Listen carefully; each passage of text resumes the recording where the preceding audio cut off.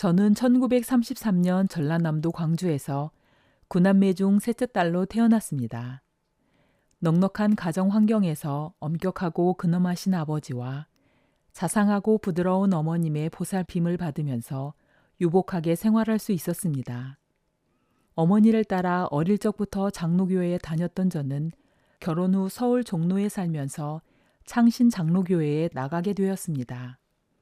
그러던 1955년 11월 어머니가 박태선 장로님이라는 분이 인도하시는 광주공원 집회에 참석하시게 되었습니다.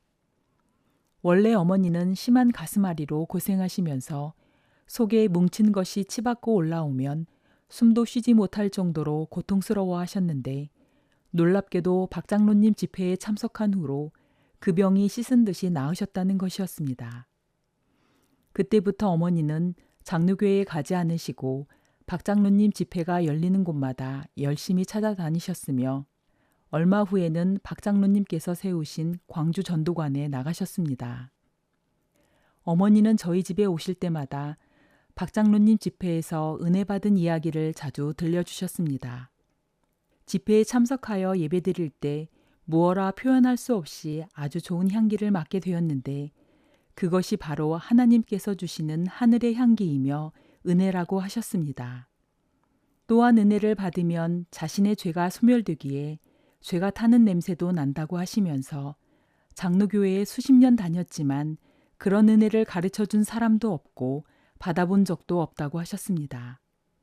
그리고 박 장로님께서는 은혜를 받아 죄를 씻어야만 구원을 얻을 수 있는데 기성교회는 은혜가 없으니 구원을 줄 수 없다라고 강조하신다는 것이었습니다. 그 이야기를 처음 들었을 때 저는 기성교회에서는 구원을 줄 수 없다는 말씀을 받아들이기가 어려웠습니다. 하지만 어머니가 박 장로님 집회에서 은혜를 받고 병도 나으셨다는 사실을 부인할 수 없었기 때문에 어머니가 이야기하실 때마다 주의 깊게 들어보곤 했습니다. 그런 말씀과 체험담을 계속 들으면서 그럴 수도 있겠구나 하며 조금씩 수긍하게 되었고 장로교회와 점점 멀어져서 나중에는 아예 다니지 않게 되었습니다. 당시 아버지는 신문지상에서 전도관을 비방하는 기사를 보신 후로 어머니가 전도관에 나가는 것을 반대하셨습니다. 어머니는 아버지 말씀에 반대되는 일을 하신 적이 없으셨는데 전도관에 대해서만은 그 뜻을 꺾지 않으셨습니다. 유순하신 성품의 어머니가 전도관에 대한 신문기사는 믿을 수 있는 내용이 못 된단다. 내가 직접 전도관에 다니며 체험하지 않았니? 누가 뭐라 해도 나는 전도관에 계속 다니겠다 라고 분명하게 말씀하실 때 저는 속으로 놀라지 않을 수 없었습니다. 어머니가 전도관에 안 가시면 두 분이 다투실 일도 없고 예전처럼 화목하게 지내실 수 있을 텐데 하는 생각도 있었지만 어머니의 단호한 결심을 막을 수는 없었습니다. 제 남편은 국민은행에서 근무하면서 바쁜 업무 때문에 식사를 잘 거르기도 하고 퇴근 후에는 회사 동료들과 술을 마시는 때가 많았습니다.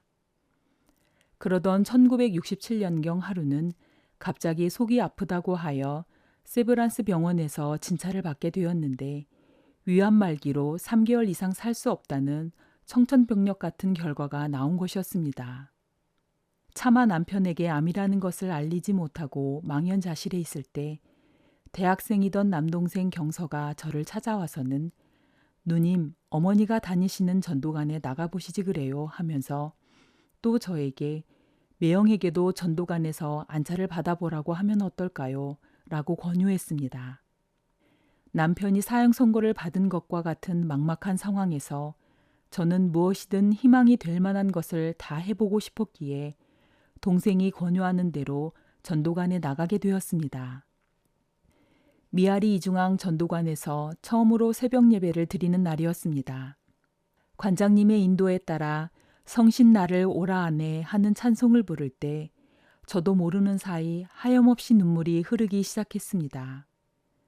성신 나를 오라 하네, 성신 나를 오라 하네, 어디든지 주를 따라 주와 같이 가려네, 성신께서 약하디 약한 저와 함께해 주시기를 간절히 바라면서 소리 없는 눈물이 그칠 줄 모르고 흘러내렸습니다. 그렇게 한참 찬송을 부르던 중에 어디선가 꽃향기같이 아주 향긋한 냄새가 진하게 맡아지는 것이었습니다. 아무리 주위를 둘러봐도 예배실에 교인들만 빼곡히 앉아 있을 뿐 그런 향기가 날 만한 것이 아무것도 없었는데 너무나 좋은 냄새가 계속해서 진동했습니다. 그 향기 속에서 걱정과 근심으로 가득 차 있던 제 마음이 어느새 가벼워지고 거친 풍파가 지난 후에 바다가 잔잔해지는 것과 같이 고요함과 평안함을 느끼게 되었습니다. 그리고 다음 날 새벽 예배 때는 머리카락이 타는 듯한 역겨운 누린내가 코를 찔러서 도대체 어디서 이런 냄새가 나는지 의아할 뿐이었습니다. 순간 어머니께서 말씀하시던 죄타는 냄새가 바로 이 냄새구나 하고 깨닫게 되었습니다. 하나님께서 주시는 은혜는 너무도 분명하고 확실하다는 것을 그때 알게 되었습니다. 당시 주일마다 서울 지역의 중앙 전도관을 순회하셨던 하나님께서는 서울 이중앙에도 오셔서 예배를 인도하셨습니다. 구원을 얻으려면 마음과 생각으로도 죄를 짓지 않아야 한다고 강조하실 때 저는 그 말씀을 분명히 깨달을 수 있었습니다.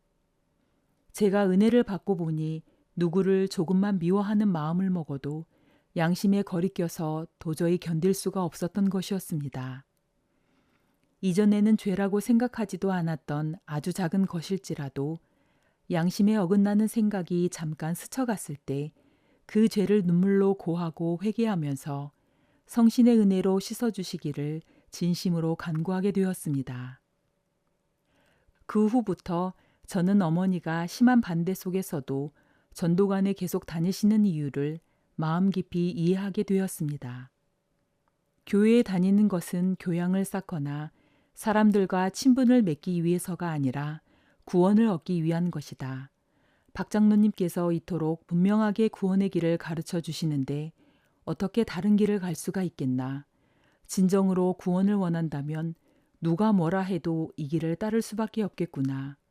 그리고 아버지가 전도관에 대해 알아보려고 하시지 않고 비방하는 말만 들으시는 것이 너무나 안타까워서 아버지도 참길을 깨닫게 해달라고 간절히 기도드리게 되었습니다. 남편은 이중앙 전도관에 다니면서 하나님께 안차를 받은 후로 눈에 띄게 병세가 나아졌습니다. 하루빨리 은행을 그만두고 전도사 수강을 받아서 전도사가 되어야겠다라며 의욕을 보였는데 남편의 고향인 충남 대천에 내려가서 전도관과 잠시 멀어졌을 때 갑자기 상태가 악화되더니 거기서 숨을 거두고 말았습니다. 남편이 차차 회복하던 중에 갑작스럽게 죽음을 맞게 되어 안타까움은 이루 말할 수 없었지만 저는 하나님을 의지하며 이 고비를 넘기고 아이들과 함께 열심히 살아야겠다고 다짐했습니다. 남편이 숨을 거둔 후 저희 집에 대천 전도관 전도사님을 비롯해 전도사님 여러분이 오셔서 입관 예배를 드리게 되었는데 생명물로 깨끗이 씻긴 시신은 얼굴이 환하게 피어나고 입가에 방긋이 미소를 머금은 고운 모습이었습니다. 전도사님들도 그 모습을 보고는 시신이 웃어요 웃어 하고 서로들 이야기했습니다. 예배를 드린 후부터 집안의 향긋한 꽃냄새 같은 향취가 계속해서 진동했으며 다시 모여 찬송을 불렀을 때는 아주 고소한 냄새가 참기름을 뿌린 것보다 더욱 진하게 맡아졌습니다.